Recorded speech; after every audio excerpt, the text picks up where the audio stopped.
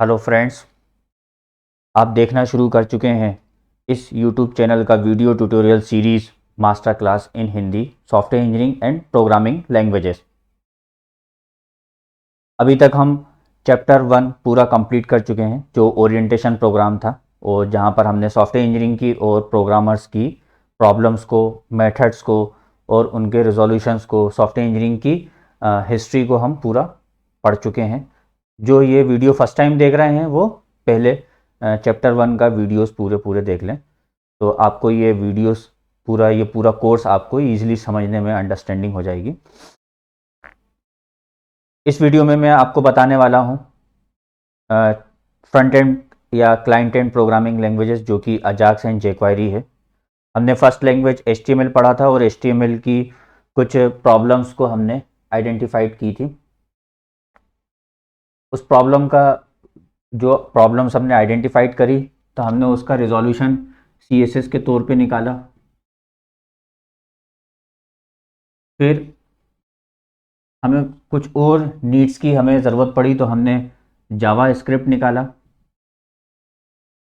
ठीक है, अब HTML, CSS, जावा स्क्रिप्ट, फिर हमें और एडवांसमेंट की ज़रूरत पड़ी और कुछ जावा स्क्रिप्ट्स में प्रॉब्लम्स हमें आइडेंटिफाइड हुई। तो हमने क्या करा, हमने इसका रिजोल्यूशन 2 डिफरेंट लैंग्वेजेस में हमने उसका सॉल्यूशन निकाला, जो कि कहलाती है, एक हो जाती है अजाक्स और एक हो जाती है जेक्वेरी।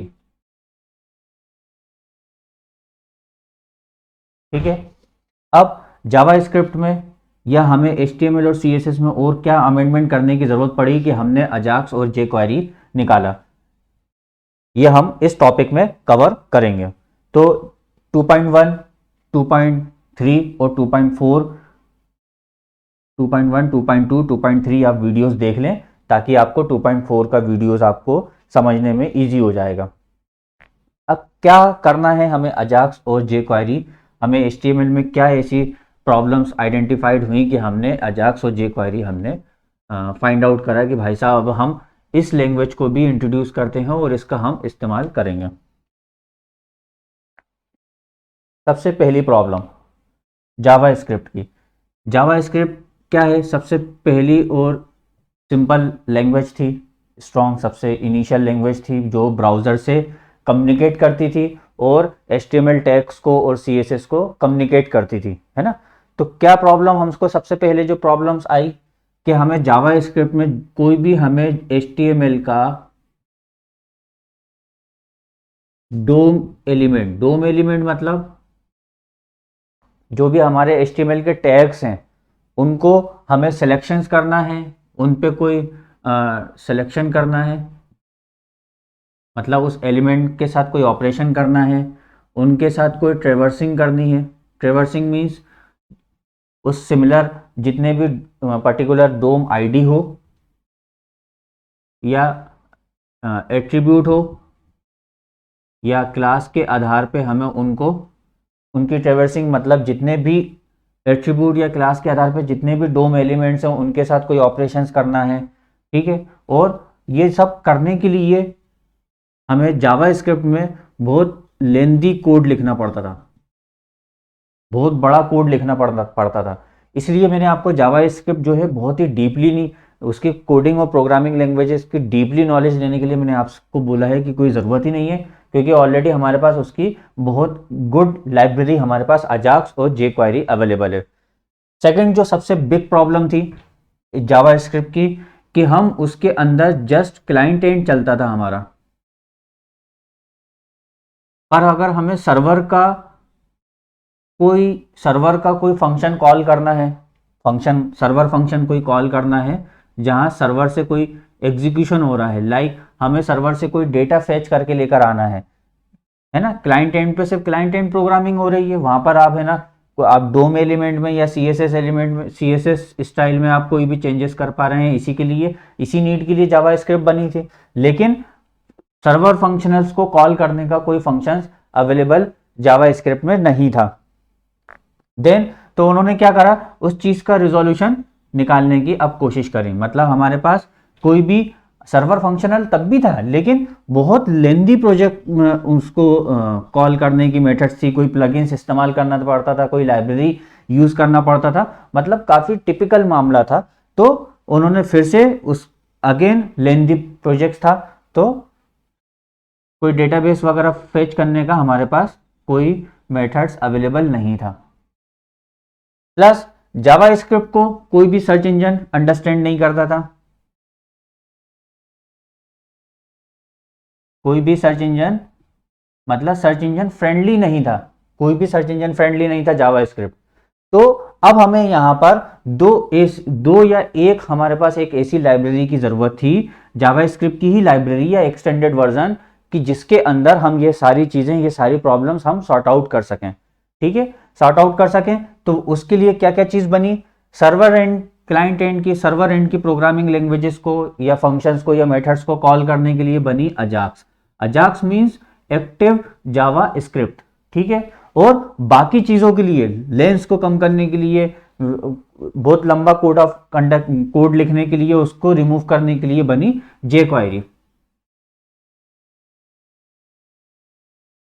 ठीक है, अजाक्स सिंपल सर्वर एंड की कॉलिंग के लिए है, इसमें सर्वर की मेथड्स को कॉलिंग के लिए है, तो इसमें कोई ऐसा स्ट्रांग नहीं है। जब भी हम अब जब नेक्स्ट हमारा जो चैप्टर स्टार्ट होगा 3, तो हम उसके अंदर सर्वर की कुछ मेथड्स को कॉल करेंगे, तो आपको ऑटोमेटिक अजाक्स पता चल जाएगा।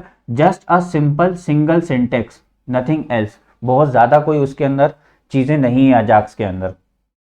हाँ, अजाक्स के और दूसरे एक्सटेंडेड वर्जन हो सकते हैं। अजाक्स कंट्रोल टूलकिट एक है ना, डॉटनेट में आया था, जेएसपी में एक है ना अजाक्स टूलकिट यूज होता है, अजाक्स का टूलकिट यूज होता है, जिसके अंदर jQuery का जितने भी मेथड्स हैं वो पूरे अजाक्स में यूज करते हुए उसको पूरा डिफाइन करा था। मींस उन्होंने एक अजाक्स को कंबाइंड एक पैकेज भी बनाया जहां पर jQuery की जरूरत नहीं है। But if you are using jQuery is search engine friendly also. ठीक है, अब मैं आपको एक्टिव जावा स्क्रिप्ट का सिर्फ सिंगल एक सिंटेक्स है जो आपको सर्वर एंड की प्रोग्रामिंग लैंग्वेजेस को कॉल करने के लिए, सर्वर एंड की मेथड्स को कॉल करने का सिर्फ एक सिंगल सिंटेक्स है, तो इसमें कोई खास चीजें नहीं है। तो इसको स्किप करते हैं। jQuery का मैं आपको बताता हूं कि jQuery क्या करती है और क्यों करती है।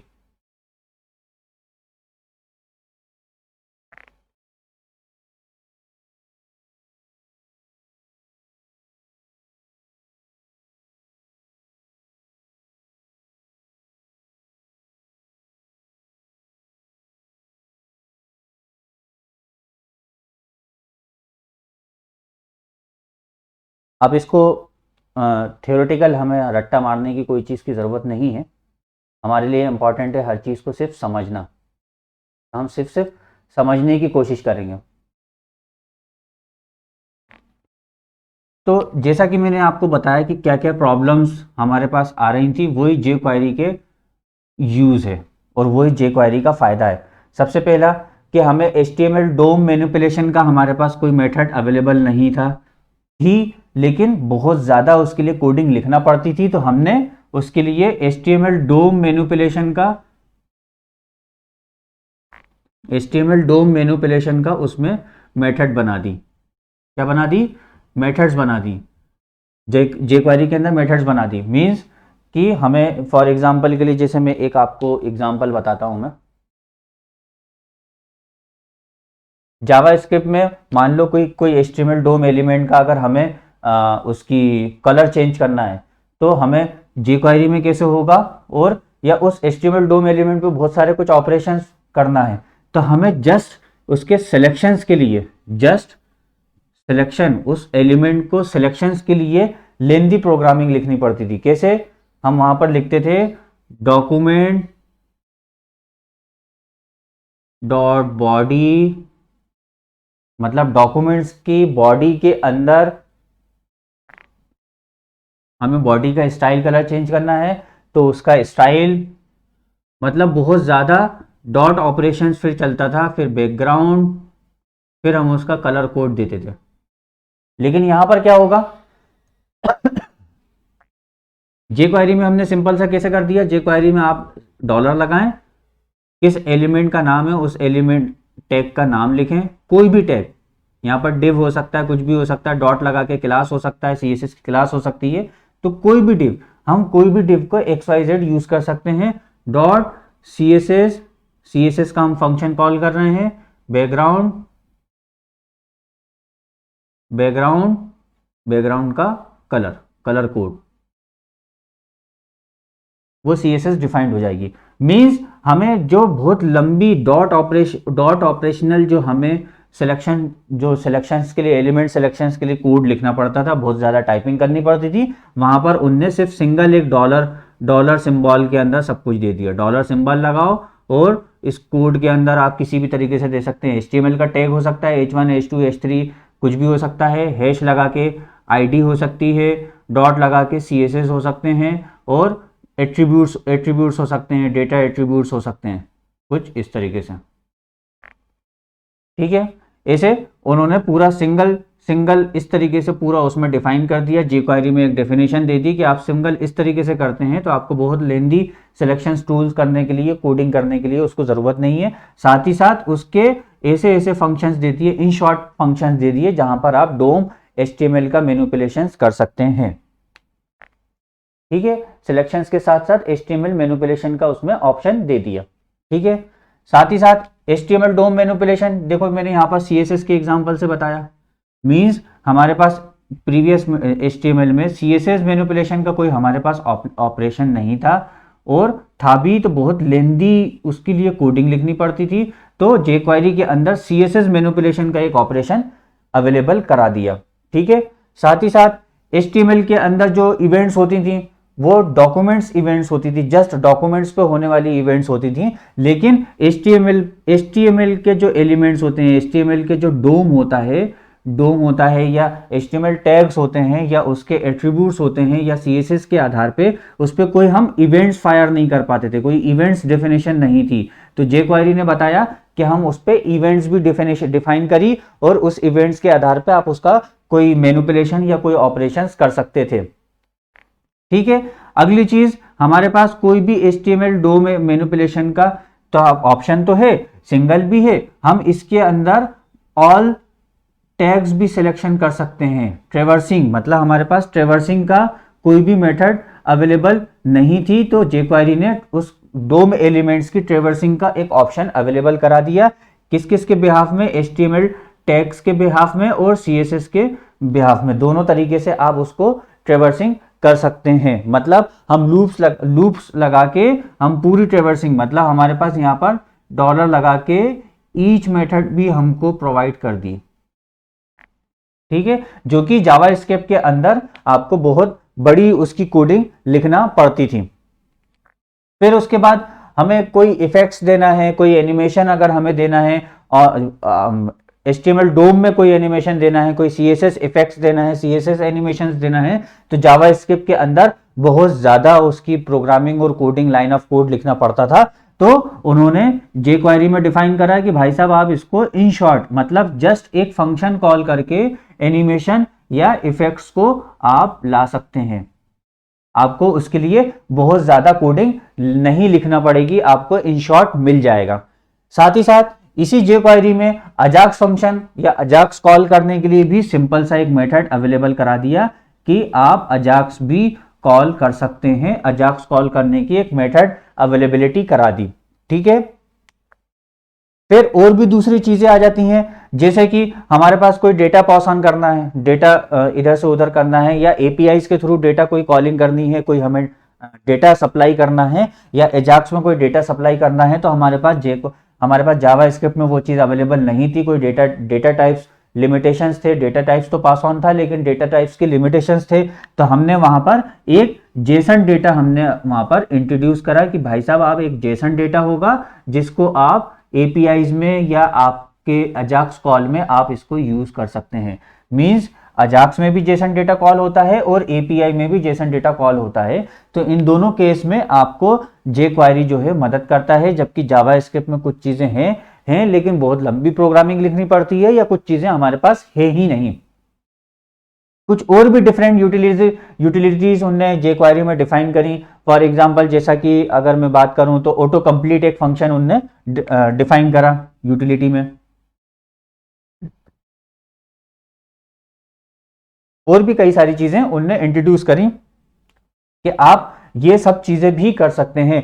फॉर एग्जाम्पल अगर मैं बात करूं यूटिलिटी में, तो एक ऑटो कंप्लीट है। आप गूगल पे कोई 2-4 कीवर्ड्स लिखते हैं तो नीचे आपको एक है ना सजेशंस आना शुरू हो जाता है, डेट इज ऑटो कंप्लीट। इस तरीके से उन्होंने एक नई चीज इंट्रोड्यूस करी कि भाई साहब आप यूज कर सकते हैं। साथ ही साथ अगर मैं पूरे कंप्लीट रीजंस की बात करूं, कंप्लीट रीजंस की अगर मैं बात करूं कि why we are using jQuery instead of JavaScript, सबसे पहला जो इसके लिए जो सबसे पहला जो हमारे लिए इंपॉर्टेंट यूज होता है कि हमारे लिए जावास्क्रिप्ट में बहुत सारी चीजें यूज करनी पड़ती हैं, तो हमारे लिए एक सिंपल पॉइंट्स इसके लिए बन जाता है कि राइट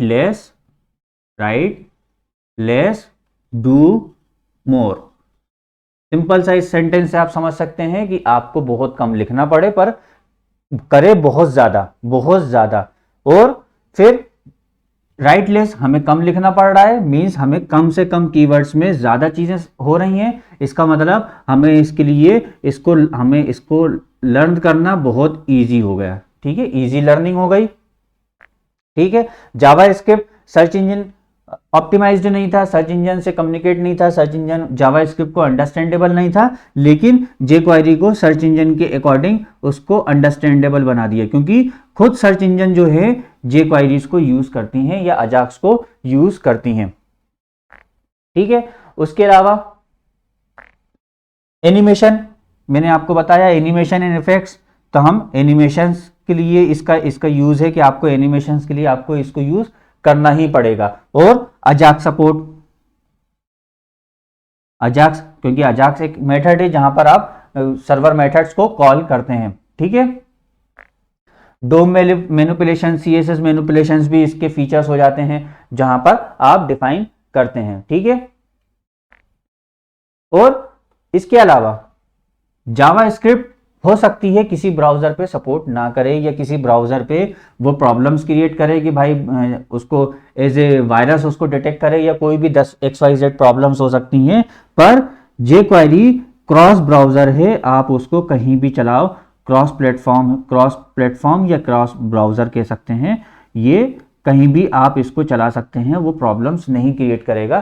क्योंकि जब पुराने ब्राउजर्स पे जावास्क्रिप्ट जब एग्जीक्यूट होता था तो उसको ये लगता था कि it's effects of virus, it's effects of hackings और स्लो डाउन द पीसी, तो वो वार्निंग देता था। अभी भी आपको कई बार आपको वार्निंग आते होंगे कि साहब है ना कोई एक्टिवली कोई मतलब इंटरनल कोई मेथड्स कंटिन्यूसली एग्जीक्यूट हो रही है, आप उसको स्टॉप करना चाहते हैं या कंटिन्यू करना चाहते हैं, कई बार आपको ब्राउजर उस तरह का मैसेज आपने देखा होगा। लेकिन जावास्क्रिप्ट के केस में और jQuery के केस में वो कम आपको मैसेजेस आपको मिलेंगे, क्योंकि ऑप्टिमाइज्ड है, बहुत ज्यादा ऑप्टिमाइज है, जो कि आपको ऑप्टिमाइजली कोडिंग करने का ऑप्शन अवेलेबल करता है। सबसे इंपॉर्टेंट jQuery है क्या? jQuery जावास्क्रिप्ट की ही एक लाइब्रेरी है, लाइब्रेरी कह सकते हैं या प्लगइन कह सकते हैं, जो कि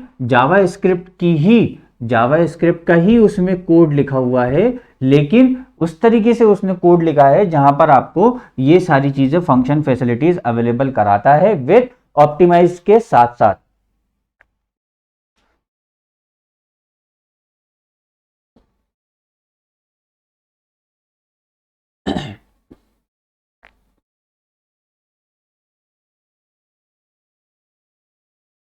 आप इसके अंदर एक और चीज जोड़ सकते हैं, जाहिर सी बात है अगर आप जावास्क्रिप्ट पे अगर आप कंटिन्यूसली कोई कोड लिख रहे हैं, कोई बड़ा कोड लिख रहे हैं, तो कोडिंग क्या होती है कि जब आप फर्स्ट टाइम लिखते हैं that is not optimised, but after some times आप उसमें धीरे धीरे कोड में इम्प्रोवाइज करते हैं, जब और इम्प्रोवाइज करते चले जाते हैं, कुछ चीज़ें कोड रीयूज करना शुरू कर देते हैं, रीयूज करते हैं और ऑप्टिमाइज करते हैं, जिससे कि जावास्क्रिप्ट को कोडिंग छोटी हो जाए, कंप्रेस्ड हो जाए, मिनिफाइड हो जाए और कम से कम सीपीयू ऑपरेशंस लगें, कम से कम सीपीयू और रैम रिसोर्सेज हमारे यूज हो। तो jQuery जो है जावास्क्रिप्ट की लेस कोड मतलब ऑप्टिमाइज कोड है, ऑप्टिमाइज कोड है मतलब लेस सीपीयू यूज हो रहा है, लेस CPU रैम यूज हो रहा है, लेस रिसोर्सेज यूज हो रहा है, तो क्या होगा, ऑटोमेटिकली वो फास्टर हो जाएगी। इट मीन्स कि आपको अभी की करंट सिनारियो में, आपको 2020 के सिनारियो में आपको आफ्टर, अब जावा स्क्रिप्ट आपको बहुत स्ट्रांगली लर्न करने की जरूरत नहीं है, आपको लर्न करने की जरूरत है jQuery और अजाक्स, बहुत स्ट्रांगली आपको लर्न करने की जरूरत पड़ेगी। अब jQuery और अजाक्स में कई लोगों को कंफ्यूजन हो सकता है कि भाई साहब jQuery और अजाक्स में मुझे कंफ्यूजन है, क्या मतलब है jQuery का, तो उस कंफ्यूजन को मैं आपको क्लियर कर देता हूं।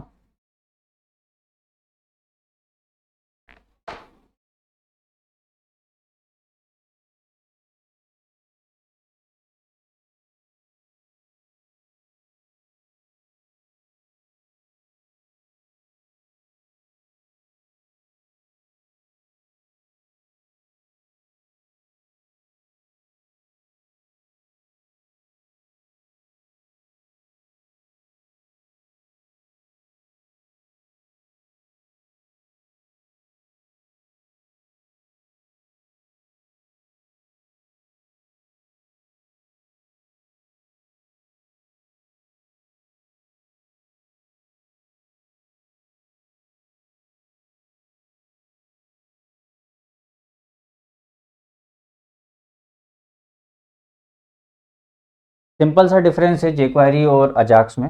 jQuery हम सिर्फ अभी भी ब्राउजर ऑपरेशंस के जो इम्प्रोवाइज्ड मेथड है, और अजाक्स जहां पर हम सर्वर्स के फंक्शंस को कॉल कर रहे हैं jQuery के थ्रू। ठीक है, सर्वर के फंक्शंस को कॉल करने के बाद हम उसको ऑपरेशंस को कर सकते हैं। इट मीन्स कि अजाक्स के अंदर कई ऐसी लाइब्रेरी हैं जो अजाक्स के अंदर ही पूरी jQuery के फीचर्स को इन्वॉल्व कर लिया है, कई ऐसी लाइब्रेरी हैं जिसके अंदर जस्ट सर्वर के इंटीग्रेशंस के साथ फीचर्स को इन्वॉल्व कर लिया है, बस इसके अलावा इसमें कोई डिफरेंस नहीं है। मतलब आप अगर जस्ट jQuery यूज करते हैं, तो भी आपको सर्वर मेथड कॉल करने के लिए अजाक्स मेथड मिली हुई है, और आप अजाक्स की कोई प्लगइन या मेथड्स यूज करते हैं, या आप ऑप्टिमाइज्ड कोई कोड यूज करते हैं या कोई लाइब्रेरी यूज करते हैं, तो उसके अंदर आपको jQuery के पूरे फंक्शंस मेथड्स मिलेंगे। अब कौन कौन सी ऐसी मेथड्स होती हैं जो jQuery और अजाक्स में हमें जरूरत पड़ी, सब jQuery अजाक्स दोनों में आप दोनों को यूज कर सकते हैं। अजाक्स की पूरी सिंगल कोडिंग कोई लाइब्रेरी यूज कर सकते हैं जिसके अंदर jQuery के सारी मेथड्स अवेलेबल होंगी या सारे काम हो रहा होंगे विद कम्युनिकेशन विद सर्वर। ठीक है, या फिर आप जस्ट jQuery भी यूज कर सकते हैं जिसके अंदर सर्वर कम्युनिकेशंस के लिए एक अजाक्स मेथड अवेलेबल है, अजाक्स मेथड इंटीग्रेटेड है। तो कौन कौन सी चीजें हैं, सबसे पहले जो ये है कि सर्वर मेथड्स हमें कॉल करने का दोनों में मेथड्स अवेलेबल मिलेंगी। ठीक है, अजाक्स की कौन सी लाइब्रेरी आपको देखने को मिलेगी, Ajax control toolkit, Ajax control toolkit.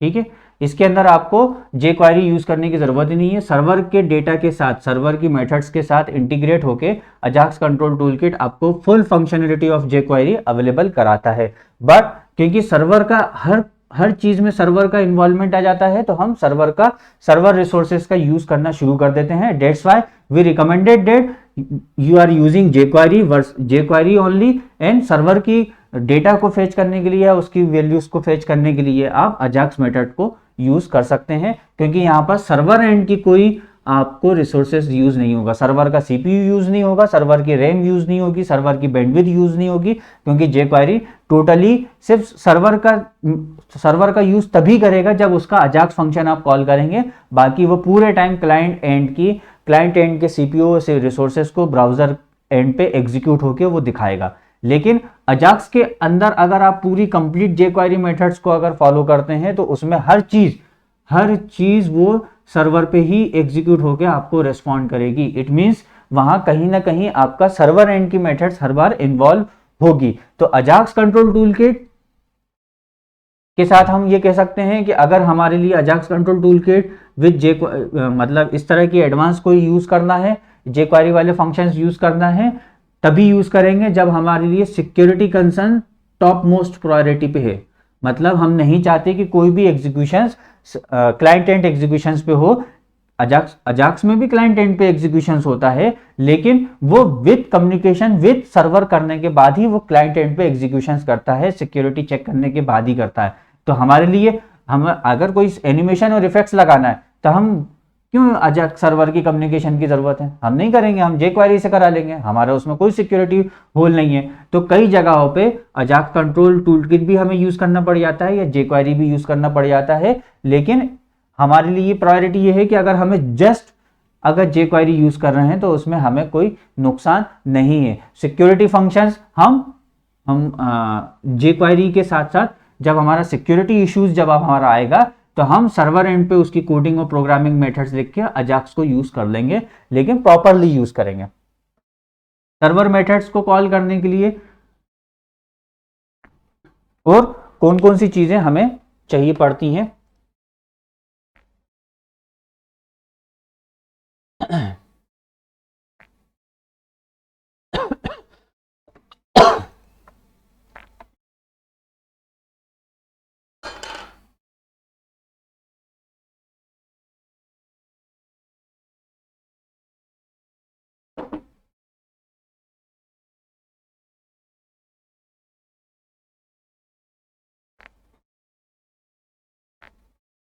आपको jQuery के बारे में और ज़्यादा जानना हो तो jQuery लाइब्रेरी की प्लगइन्स की खुद की एक वेबसाइट है, जहाँ पर आपको jQuery पूरा प्रॉपरली और अंडरस्टैंड किया गया है और उसकी मेथड्स को, उसकी APIs को आपको डिफाइन किया गया है।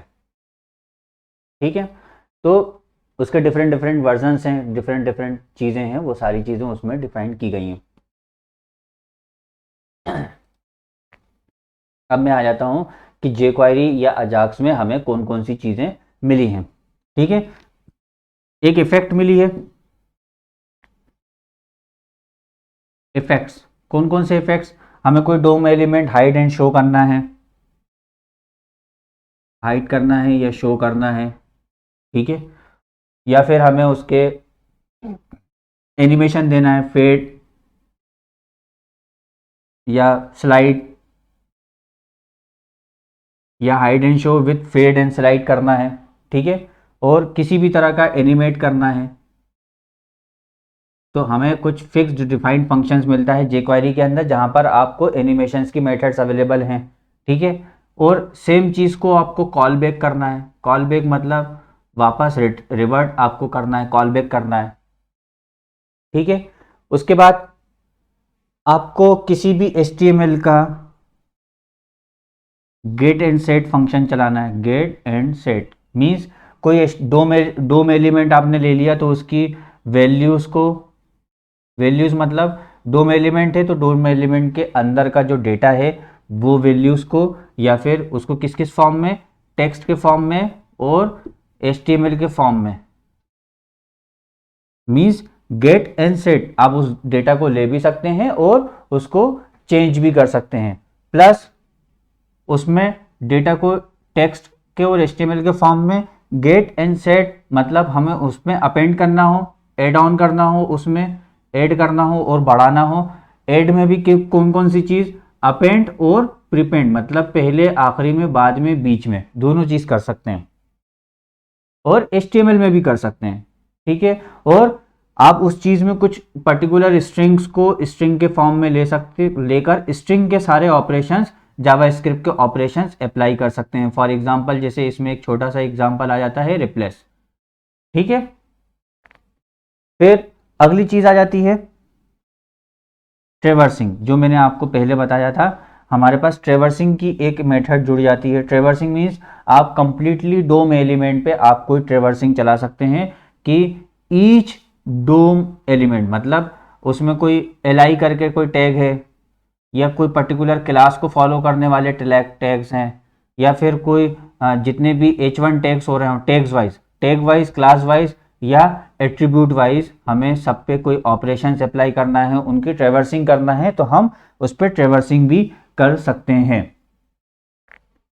ट्रेवर्सिंग से तो फिर और क्या क्या हो सकता है, ट्रेवर्सिंग दी तो उसके साथ साथ हमें पर्टिकुलर डोम एलिमेंट के हमें सिबलिंग्स या पड़ोसी हमें पता करना है, तो मतलब सिबलिंग्स का हमारे पास ऑप्शन आ जाता है। कौन कौन से सिबलिंग्स के ऑप्शंस हैं?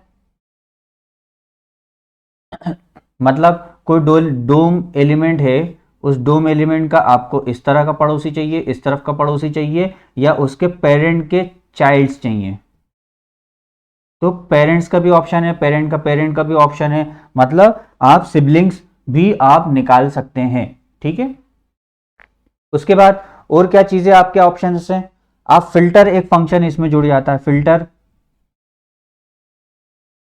किसी भी डोम एलिमेंट्स को आप मल्टीप्लाइड बाय उसमें मल्टीपल टाइम्स ऑफ फिल्टरिंग आप डोम एलिमेंट्स में लगा सकते हैं। प्लस 7th नंबर, आप उसमें अजाक्स कॉल कर सकते हैं। ठीक है, अजाक्स कॉल कर सकते हैं। अब मैं आपको थोड़ा सा अजाक्स के बारे में और एक्सप्लेनेशन कर देता हूं। ये जे क्वेरी हमारा यहां पर कंप्लीट है। अब हम जे क्वेरी का जस्ट एक प्रैक्टिकल सेट करके देखेंगे।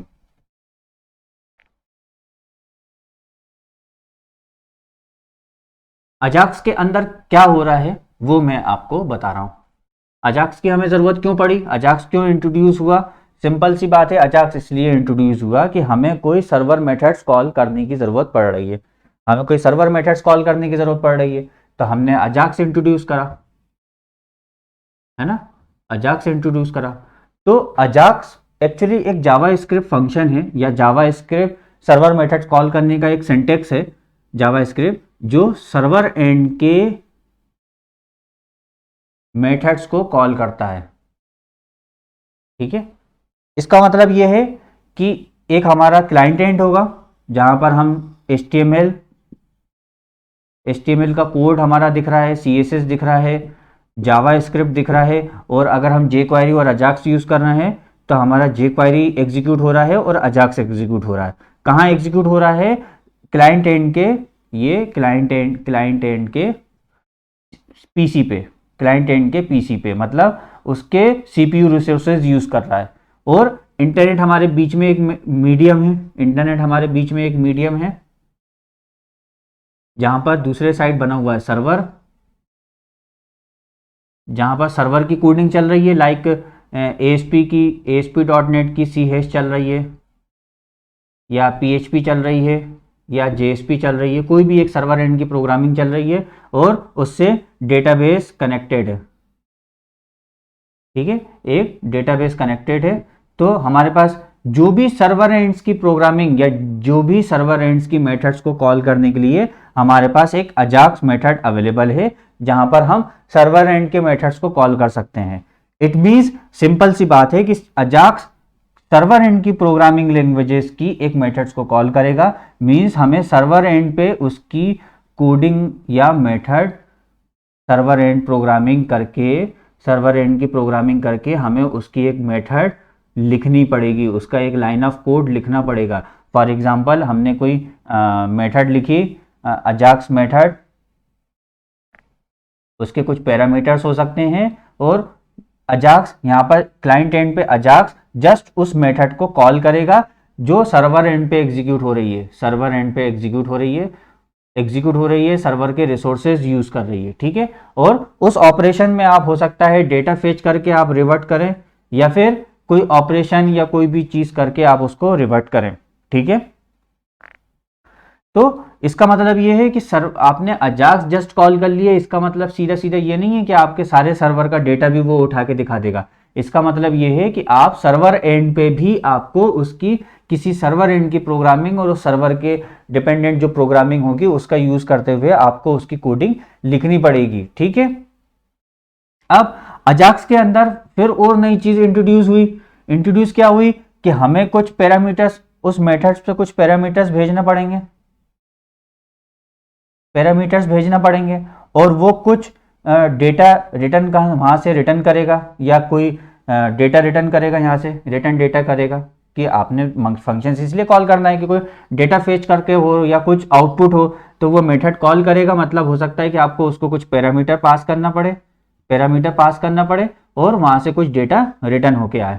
ठीक है, तो इसका मतलब ये है कि हमें यहाँ पर अजाक्स एक फंक्शन अवेलेबिलिटी कराता है जिसको बोलते हैं जेसन डेटा।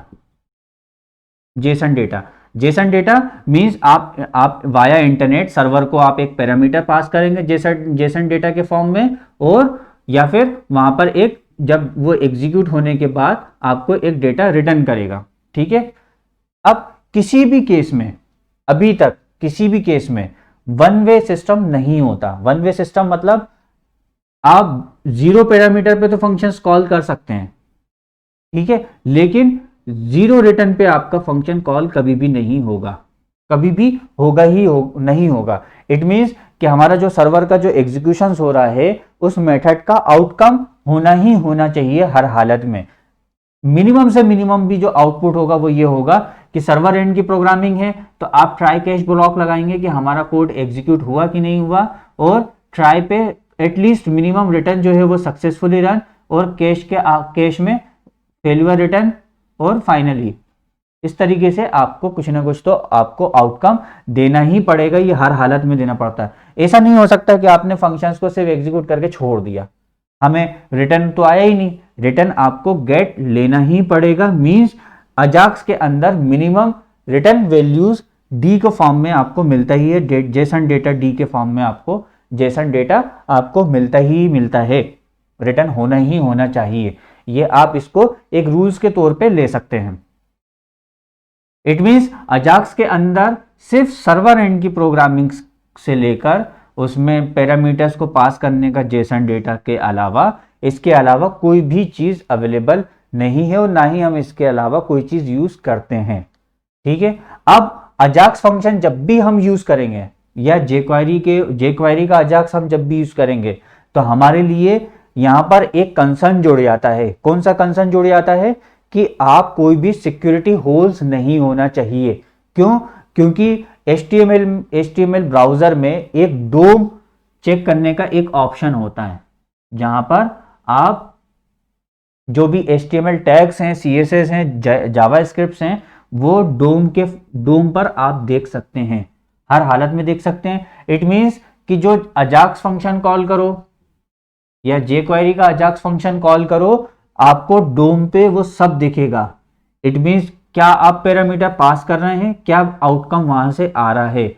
अब ये दोनों चीजें वो देख सकता है, मॉडिफाइड कर सकता है। मींस यहां पर बहुत खतरनाक सिक्योरिटी कंसर्न जुड़ जाता है। जस्ट अगर सर्वर एंड की कोई प्रोग्रामिंग एग्जीक्यूट हो रही है तो कोई इशू नहीं है, क्योंकि सर्वर पर तो वो कोई चीज नहीं देख सकता। लेकिन जब भी हम jQuery का अजाक्स या जस्ट अजाक्स अगर यूज कर रहे हैं या अजाक्स यूज कर रहे हैं, तो हमें डोम पे खास निगाह रखनी पड़ेगी कि हमारा क्या डेटा जा रहा है, क्या डेटा आ रहा है, वो क्या दिख रहा है, क्या नहीं दिख रहा है। मींस कि हमारे पास यहां पर एक मेजर कंसर्न जुड़ जाता है हर हालत में, सिक्योरिटी। मींस आप इसको बहुत सोच समझ के मेथड्स को कॉल करेंगे, और वो भी प्रॉपरली यूज करेंगे कि आपको उसको यूज करने के लिए प्रॉपरली कोई मेथड्स को अप्लाई करना पड़ेगा। ठीक है, अजाक्स यूज हमें फंक्शन तो देता है, क्योंकि अगर आप jQuery का अजाक्स कहीं भी यूज नहीं करते हैं कि भाई साहब सिक्योरिटी होल आ रहा है, हम कहीं नहीं यूज करते हैं, नहीं, ऐसा नहीं है। अगर आप नहीं यूज करते हैं तो जब भी आप इधर से कोई सबमिट बटन दबाएंगे या फॉर्म के एग्जीक्यूशंस को कॉल करेंगे, तो वो ब्राउजर पे पोस्ट बैक होगा और सर्वर पे एग्जीक्यूशंस होगा। जबकि अजाक्स के अंदर बहुत माइनर से चेंजेस करके आप उसको सिक्योरिटी इश्यूज को कंस्ट्रेंट लगा के आप उसको अजाक्स को कॉल कर सकते हैं। उसके अलावा कोई मेजर टास्क नहीं है। फॉर एग्जाम्पल, अगर आपने अजाक्स पे वो jQuery का यूज करते हुए लॉगिन फॉर्म बना लिया,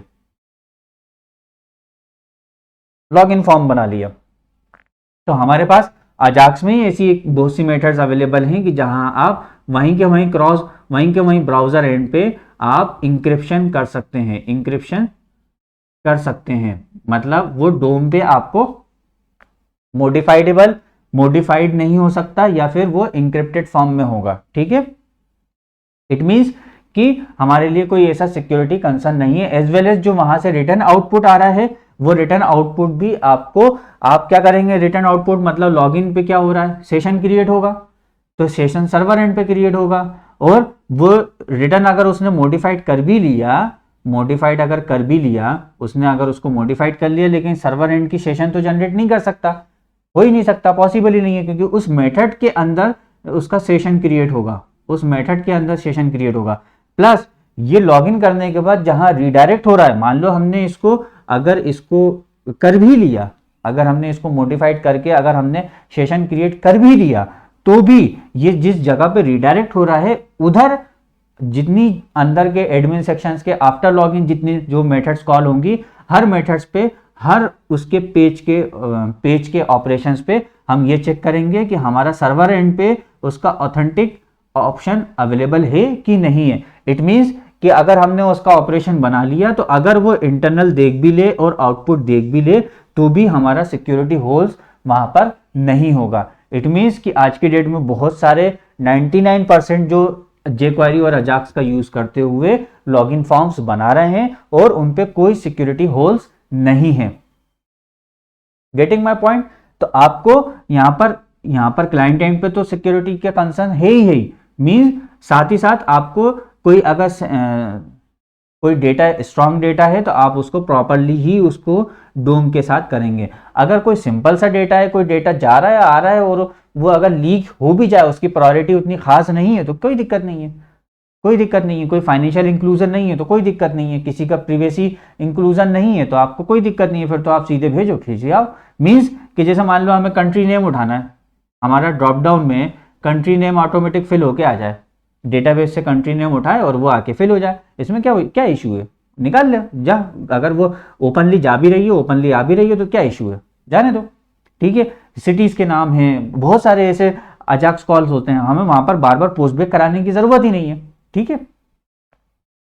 तो jQuery जो कि HTML डोम्स, इसका मैंने पूरे फंक्शन फीचर्स बता दिए, प्लस एजाक्स का क्यों यूज है और क्यों उसको हम पूरा कंप्लीटली यूज कर रहे हैं। उसका मकसद सिर्फ और सिर्फ सर्वर एंड्स की प्रोग्रामिंग को, मेथड्स को कॉल करना है, जो कि एक पैरामीटर इनपुट्स लेगा और पैरामीटर आउटपुट लाके देगा, ठीक है। Getting my point? ठीक है। अब जैसे बहुत से लोग क्या करते हैं, बहुत सारी मिस्टेक, बहुत बड़ी मिस्टेक कर देते हैं। वो क्या करते हैं, जावा स्क्रिप्ट पे ही पैरामीटर SQL कमांड है ना सप्लाई कर देते हैं। नहीं, रॉन्ग, इट इज रॉन्ग, ठीक है। आप प्रॉपर एडमिनिस्ट्रेशन लॉगिन के बाद, प्रॉपर ऑथेंटिकेशन के बाद तो आप ये चीज कर सकते हैं, लेकिन ओपनली नहीं कर सकते। तो SQL टेबल्स या SQL मेथड्स कोई भी कॉल नहीं होना चाहिए, क्योंकि वो आपके डेटाबेस को मॉडिफाई कर सकता है। एज वेल एज जो आपका रिटर्न आउटपुट आ रहा है, रिटर्न आउटपुट में भी वो लोग कई बार SQLs के क्रेडेंशियल्स के इन सब के पैरामीटर्स दे देते हैं, ठीक है। साथ ही साथ आपको हर बार जब भी आप अजाक्स मेथड यूज कर रहे हैं, कोई लॉगिन है, कोई क्रेडेंशियल इन्वॉल्व है, तो हर पेज पर आपको सर्वर एंड पे उसके ऑथेंटिकेशन और सेशन चेक करने की मेथड्स को आपको बनाना पड़ेगा, जो कि बहुत आसान है। जैसे अगर मैं .NET की बात करूं तो उसके अंदर एक मास्टर पेज होता है जहां पर आपको जस्ट ऑथेंटिकेशन आप बार बार चेक कर रहे हैं, उसका सेशन चेक कर रहे हैं, और वो सर्वर एंड से, बाकी उसके बाद जरूरत नहीं है। और वहां पर हम लिख देंगे, वहां पर सीधा सा कोड लिख देंगे कि अगर वो सेशन मैच नहीं होता तो वो बाहर उसको default.aspx या लॉगिन फॉर्म पे वापस उसको फेंक देगा, अंदर की कोई भी फॉर्म्स ओपन करने का ऑप्शन अवेलेबल नहीं कराएगा। उसके बाद अगर वो जेन्युइन है तो फिर उसके बाद आप ओपनली jQuery और अजाक्स की कोडिंग कॉल करिए, फिर तो कोई दिक्कत ही नहीं है, ठीक है। अब इसके साथ ही साथ और भी jQuery और अजाक्स बनाने वालों ने उसके साथ कंट्रोल अवेलेबल कराया, क्योंकि अजाक्स में आपका सर्वर एंड इन्वॉल्व हो जाता है, तो उन्होंने सिक्योरिटी कंसर्न को देखते हुए बहुत सी और भी मेजर्स फैसिलिटीज अवेलेबल कराई। फॉर एग्जांपल, हमें यहाँ पर कोई भी सर्वर एंड की लोकेशंस या सर्वर एंड्स के डायरेक्टरी लोकेशन या कुछ भी आपको वो इंट्रोड्यूस नहीं करती है, किसी भी हालत में नहीं करती है। और एज वेल एज jQuery में भी आपको सर्वर्स के कोई भी इंफॉर्मेशन वो शेयर नहीं करती है। आपको जब अपना कोड बनाएंगे तो उसके अंदर हेडर्स को भी आप मॉडिफाइड करेंगे, जो भी हेडर्स इंफॉर्मेशन होगी उनको भी मॉडिफाइड आपको करना पड़ेगा। इन सब में ये सारी चीजें जब आप देख ली हैं तो jQuery, तो इन सब का एक आउटकम होगा, आपने एक डिसीजन लिया होगा। जैसे मैंने आपको जावा स्क्रिप्ट बताया, HTML बताया, HTML में भी कुछ लिमिटेशंस हैं, कोई बहुत ज़्यादा कोडिंग नहीं है। CSS भी एज पर यूज़ आपको बहुत आसानी से गूगल से मिल जाता है, लेकिन यहाँ पर एक क्वेश्चन खड़ा होता है कि क्या मैं जावा स्क्रिप्ट को पूरा डीपली नॉलेज के साथ पूरा एग्जीक्यूट करके पढ़ना मेरे लिए ठीक है। मेरा यह मानना है कि इनिशियली आपको उसको डीपली नॉलेज अगर ले लेते हैं तो बहुत वेल एंड गुड, लेकिन अगर आप डीबीएमएस एप्लीकेशन बना रहे हैं, अभी अभी इनिशियली आपने as a fresher software development start किया है और बहुत डीपली नॉलेज आपको उसमें जावा स्क्रिप्ट गेन करने की ज़रूरत नहीं है। आपको jQuery और अजाक्स के फंक्शंस को सीधे सीधे इस्तेमाल करो और उसको यूज़ करो। मीन्स कि जावा स्क्रिप्ट में सिर्फ उतना ही पढ़ो, उतना ही लो जितना मैंने आपको बताया है। वेरिएबल्स है, लूप्स कैसे चलाते हैं और बाकी चीज़ें, इफ एल्स कैसे चलाते हैं, इतना ही पढ़ो।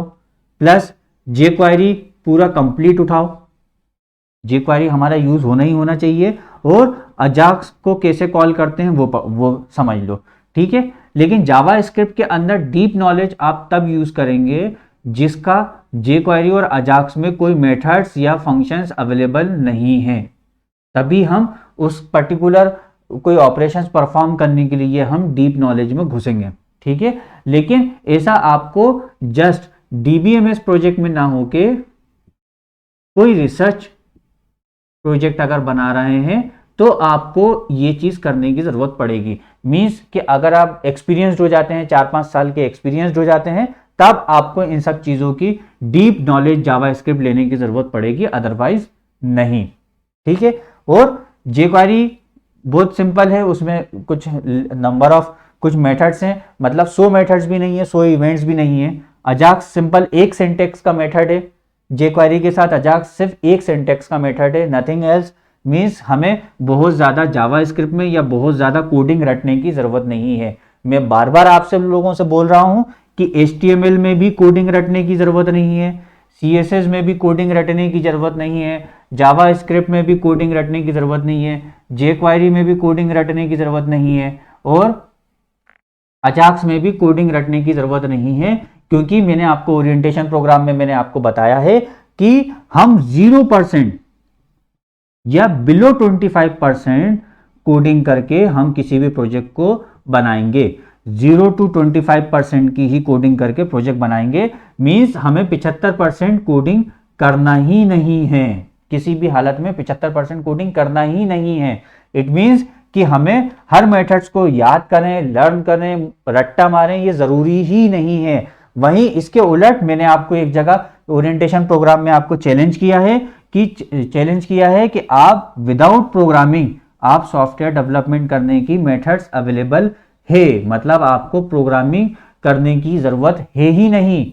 आपको कहां पर प्रोग्रामिंग करने की जरूरत पड़ रही है, जो मेकअप है, जो वेबसाइट का मेकअप करना है, CSS बनाना है, कलर कॉम्बिनेशंस बनाना है, इफेक्ट्स डालना है, एनिमेशंस डालना है, जस्ट फॉर मेकअप्स के लिए आपको प्रोग्रामिंग करनी है, जो लाइज बिटवीन 0% टू 25%। और वहां पर भी प्रोग्रामिंग में भी मैंने आपको 2 शब्द बताए थे।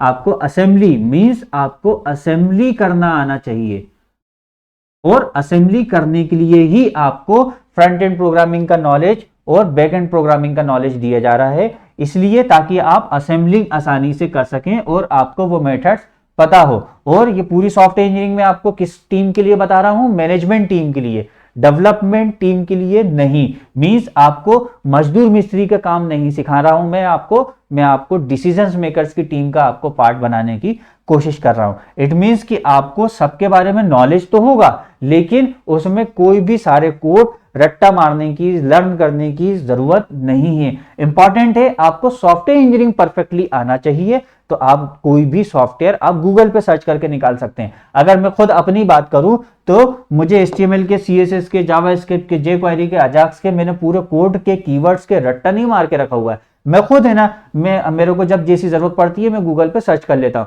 लेकिन मेरी सॉफ्टवेयर इंजीनियरिंग इतनी स्ट्रांग है कि मुझे मालूम है कि मुझे कौन सी चीज गूगल पे मिल जाएगी और कहां पर क्या उठा के क्या पटकना है। मेरे को असेंबलिंग करना बहुत अच्छे से आती है।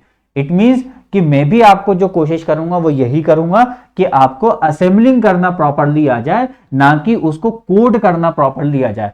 Software engineering doesn't mean that कि आप कोडिंग करना कैसे है वो आपको सिखाता है, ये सिखाता है कि आपको कोडिंग करवाना कैसे है, लोगों कोडिंग करवाना कैसे है या कोडिंग को असेंबल्स कैसे करना है, कहाँ यूज करना है, क्या मेथड यूज करना है, यही सब चीज सॉफ्टवेयर इंजीनियरिंग है।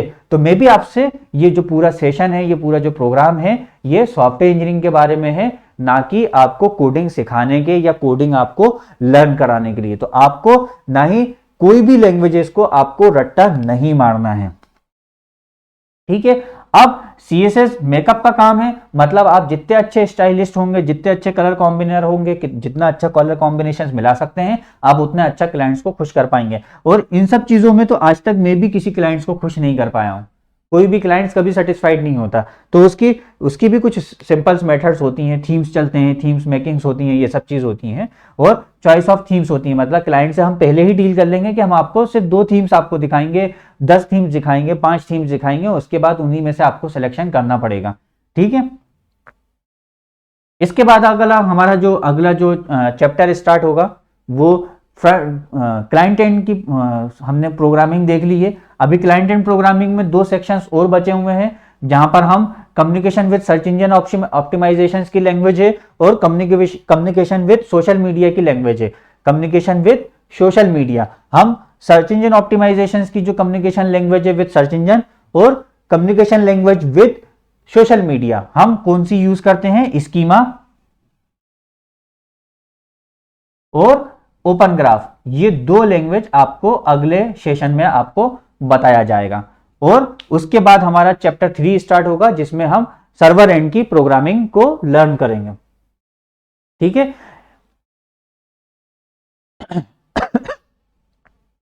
इस वीडियो में बस इतना ही। जिन्होंने अभी तक चैनल को सब्सक्राइब नहीं किया है वो चैनल को सब्सक्राइब कर दें और बेल आइकन प्रेस कर दें।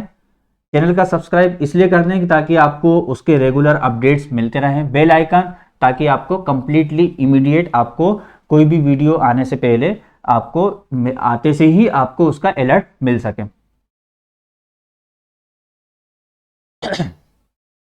कोई वीडियो छूटे नहीं। ये चैप्टर के जितने भी चैप्टर्स चल रहे हैं ये विदाउट ब्रेक आपको 30 डेज में रेगुलर 8 बजे 8 PM इंडियन टाइम में, इंडियन जीएमटी में प्लस 5:30 जीएमटी में आपको 8 PM 8 बजे शाम को 8 बजे आपको रेगुलर ये वीडियोस रिलीज होंगे, जब तक कि ये हमारा पूरा प्रोग्राम 30 डेज का प्रोग्राम कंप्लीट नहीं हो जाता। साथ ही साथ अगर उसमें कोई प्रैक्टिस इन्वॉल्व है, कोई कोडिंग इन्वॉल्व है, कोई प्रोग्रामिंग से रिलेटेड या सिस्टम पे कोई उसकी इन्वॉल्वमेंट है, तो उसका प्रैक्टिस सेट उसके अगले आवर मीन्स जीएमटी प्लस 5:30 के अकॉर्डिंग 9 PM पे आपको वो प्रैक्टिस वीडियो मिलेगा। इसलिए आप चैनल्स को सब्सक्राइब कर लें ताकि आपको वो ऑलवेज रिकमेंडेड में आपको वो मिलता रहे, और रिकमेंडेड के साथ साथ वो आपको बेल आइकन प्रेस कर दीजिए ताकि आपको चैनल का आपको जो भी वीडियो का अलर्ट्स है वो आपको मिलता रहे। इस वीडियो में बस इतना ही। Thank you.